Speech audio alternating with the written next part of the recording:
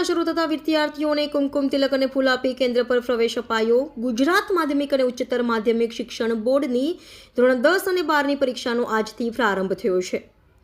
ત્યારે દહેગામ તાલુકાના રખિયાલ પ્રકાશ વિદ્યાલય ખાતે કુલ 16 બ્લોકમાં 480 જેટલા વિદ્યાર્થીઓ પરીક્ષા આપશે।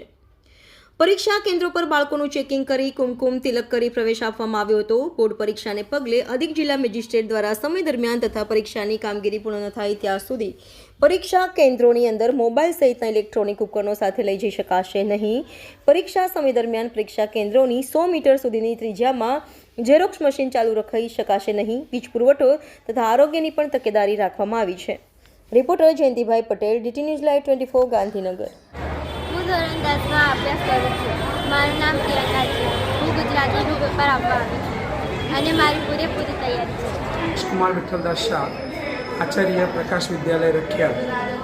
આજે આપણે બોર્ડની પરીક્ષા ધોરણ 10ની લેવા જઈ રહ્યા છે પ્રકાશ વિદ્યાલયમાં ટોટલ 16 બ્લોક છે અને ટોટલ 480 વિદ્યાર્થીઓ પરીક્ષા આપવા આજે જઈ રહ્યા છે।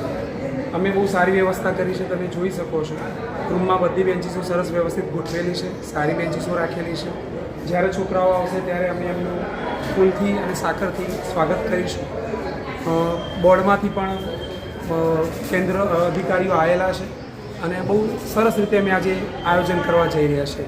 એટલે જે પરીક્ષા આપી રહ્યા છે એ બધા છોકરાઓને સારી શુભેચ્છા, સારા માર્ક્સે પેપર લખે અને છોકરાઓ બહુ શાંતિથી પેપર લખે, ગભરાય નહીં એ રીતે પેપર લખે એવી વ્યવસ્થા અમે પ્રકાશ વિદ્યાલયમાં કરી। બોર્ડ તરફથી શું ફેસિલિટી આપવામાં આવી? બોર્ડ તરફથી અમને ઠંડા પાણીની ફેસિલિટીઝ આપેલી છે, આરોગ્યની ફેસિલિટીઝ આપેલી છે, પોલીસની ફેસિલિટીઝ આપેલી છે।